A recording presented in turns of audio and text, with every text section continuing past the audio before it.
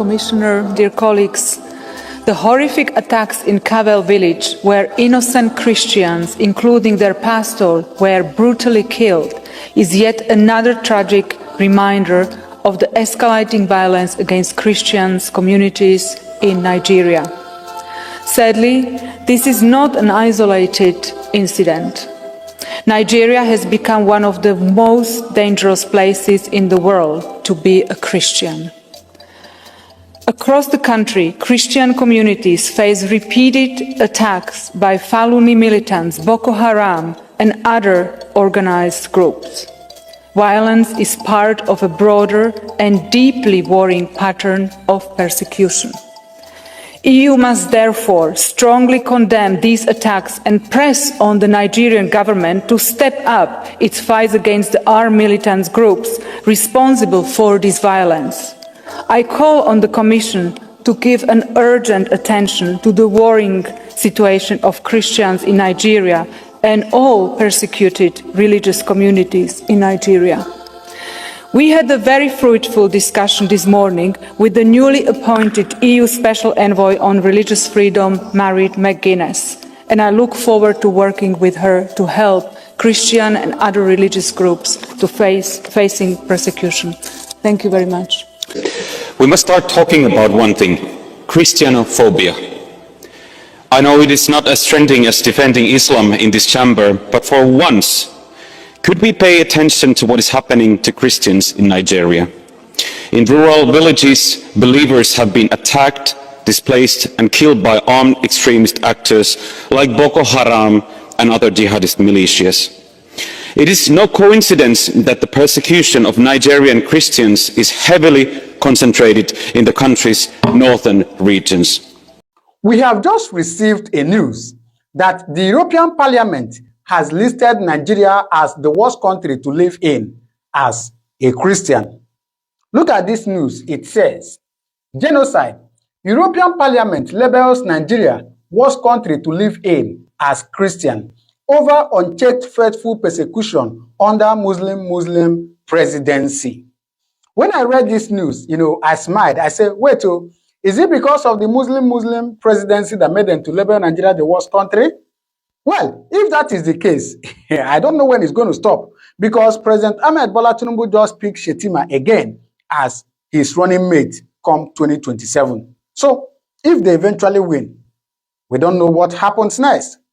But then, aside from this, I went down to Google to know which country really is the most dangerous to live in as a Christian. Look at what Google said. If you Google it, you will see something like this. Why North Korea is the most dangerous?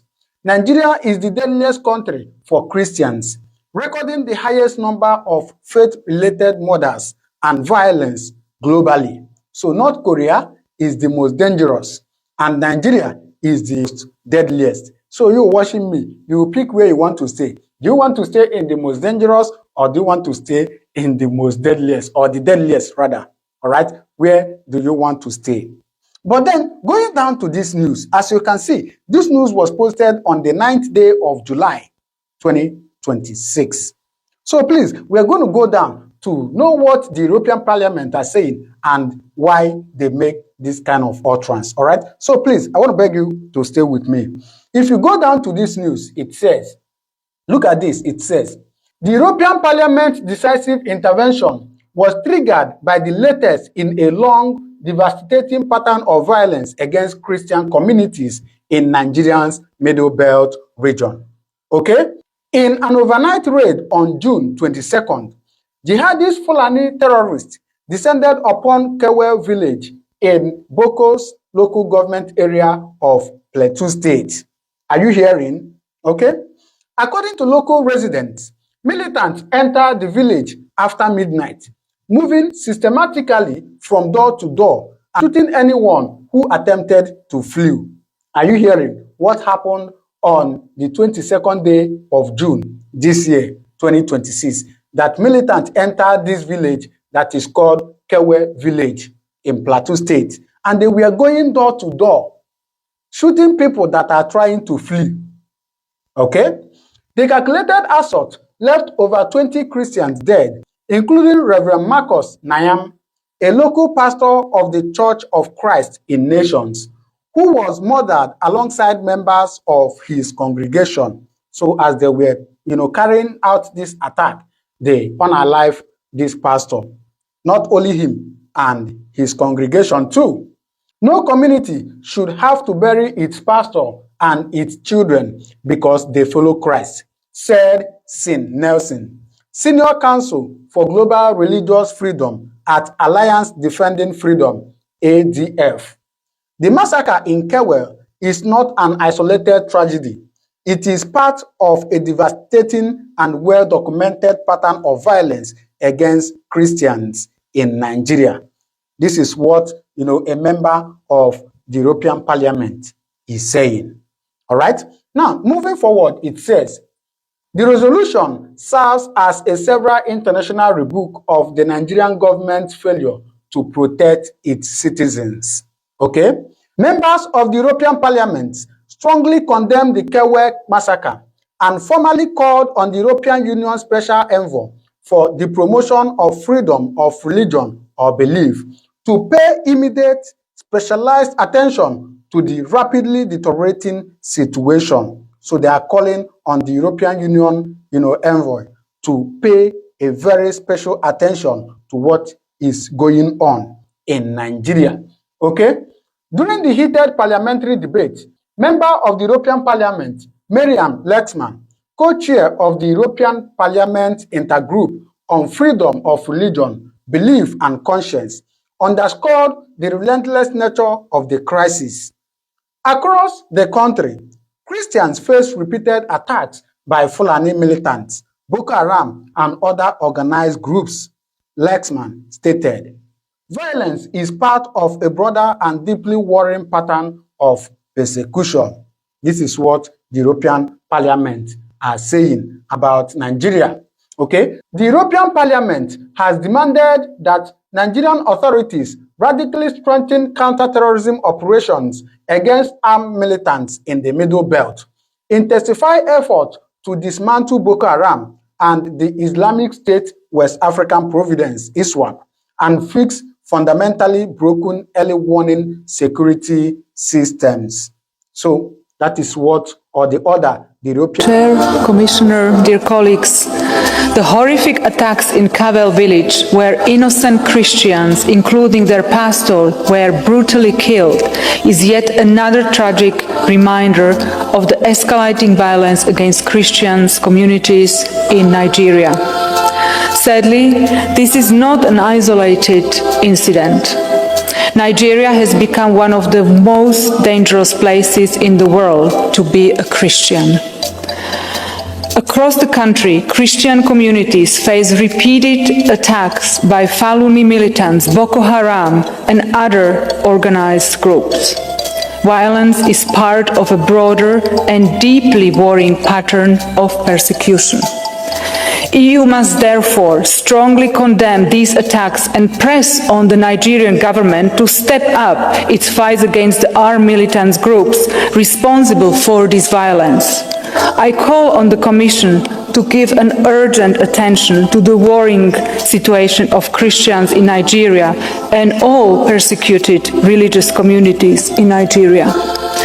We had a very fruitful discussion this morning with the newly appointed EU Special Envoy on Religious Freedom, Mairead McGuinness, and I look forward to working with her to help Christian and other religious groups to facing persecution.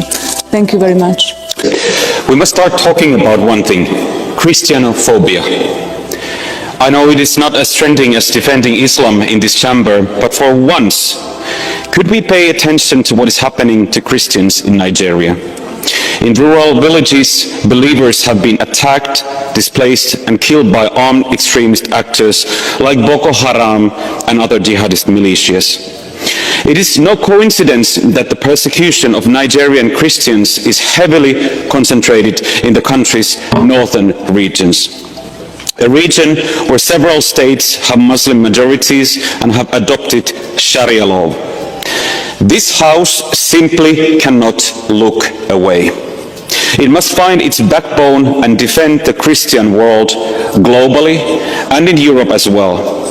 because the Christian world is worth defending. Thank you. You've been to Nigeria to investigate the persecution there, to show the world what's happening to our Christian brothers and sisters there. Tell me what's really going on in Nigeria. What's really going on in Nigeria is the government's turning a blind eye. And the US government is doing a song and dance. When Trump posts my friend Ezekiel Dachimo after bombing the wrong terrorists in Nigeria, he bombs the ISIS affiliated group and then goes, "You're welcome." It's all a show. And trust me, I voted for Trump.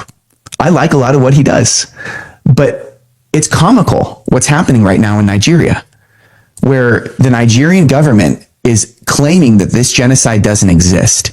They're canceling influencers off of social media that are showing the genocide that's existing.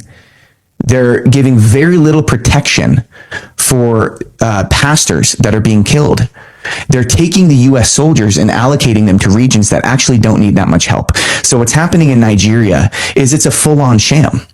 You have in the north, and this is what's so significant about Nigeria. Nigeria is the most populous African country, and it is the most culturally relevant. So Islam, this is a spiritual war too. Islam is pushing from the north to the south in Nigeria. The governors in the north, like I said, are selling off rare earth minerals to China and Qatar. The government doesn't want to say that. I've had people on my podcast that refuse to name those countries. That's who it is. I'll say it. And then they send in guns, and then the terrorists massacre villages, and the government turns a blind eye. And the whole war right now is for territory, because they want to move. Nigeria is 50% Christian, 50% Muslim. They're trying to make it an Islamic nation. And the leadership in the government is Muslim. And there's a bunch of different reasons for that. Going all the way back to the colonization of the country. I won't get into that, but what's really important and relevant right now is for people to understand the fight in Nigeria is not just a fight for our brothers and sisters in Christ. It's a fight for the continent of Africa. Because if you take Nigeria, you take Africa. And right now, that's why there's so much spiritual warfare on this, because these fighters that are pushing from the north, that are going into Christian villages, they will hop over the Muslim villages and they will go into a Christian village, and they will take pickup trucks filled with fighters with guns, and they will just kill everyone. They'll slice babies in half. They'll take and rape the women, kill them. They'll kidnap for ransom. I mean, it is the most demonic, evil stuff. They will eat them. They will literally eat them after they kill them. It is full on demonic. And the whole goal is let's push towards the south so that we can take the entire country of Nigeria for radical Islam, because then we can push into the rest of Africa. And then you've got one of the most populous, if not, I don't think it's the most, one of the most populous continents in the world. And in the next 20 years, I think it's 70% of Africa's population are children right now. So Africa is going to become a dominant player in the next 20 years. So again, the enemy knows this. And that's why there is so much significant spiritual warfare when you're there. But the Lord is raising up these leaders. The Lord is raising up these heroes. The Lord is raising up Ezekiel Dachimo, who is the Billy Graham of Nigeria, who has a bounty put on his head. And now the government is actually attaching armed security to him, because they can't have him die now. They would love for him to die, but they can't have him die, because then he becomes a national martyr, and then a civil war breaks out. So it's very complex, but it's also very simple. And I was talking to one of my buddies. I literally called one of my friends who is in a high government position when I was in Nigeria, and I was freaking out. I'm like, dude, this is real. Like, this is real. I saw the burns. I saw the bullet wound in the face. Like, it became real for me. And so I'm freaking out to this guy, and I'm like, what's the solution? And he goes, the West needs to send missionaries. The West needs to send men who have courage to go into these villages that have been taken by the Fulani, who have been taken by Boko Haram, and they need to set up camp there. And they need to die. They need to be martyred for the faith. And I'm like, is there not a better solution? Can we think of something else? Can Trump send a couple more? Something or other. But the problem right now is what you see in the media, when Trump makes an attack, Trump is not attacking the real culprit. There are 3 terrorist groups in Nigeria right now. There's the Lakwara, which is the ISIS affiliated group. There's Boko Haram, and then there's the Fulani.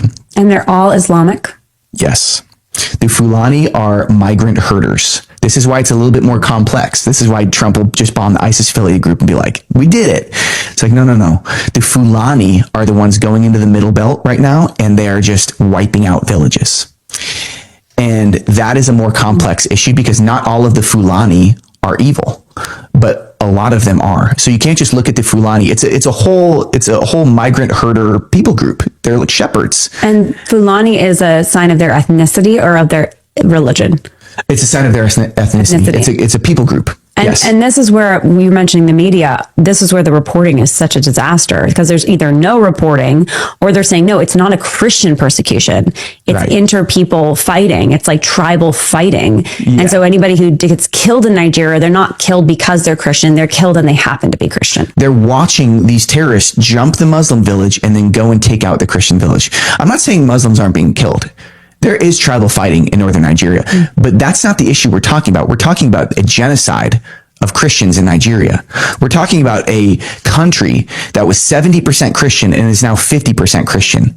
Why? What's the time frame on that? How long has It's this been going on for? for the last a little over a decade that these killings have been happening. And how many people have been killed or displaced that we know of? 200,000 have been killed. Millions have been displaced. Millions have been displaced. You're talking about a massive country. A massive country.